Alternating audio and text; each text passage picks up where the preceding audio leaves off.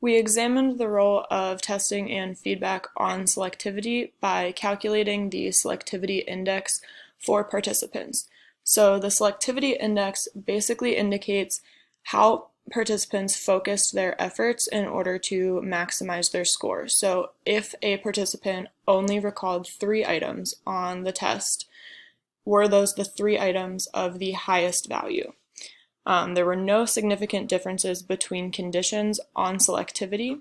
However, we observed the effect of testing on accuracy for the final test and found that there was an effect of testing. So participants in the test with no feedback condition performed better than those in the halfway test condition and the no test condition, respectively.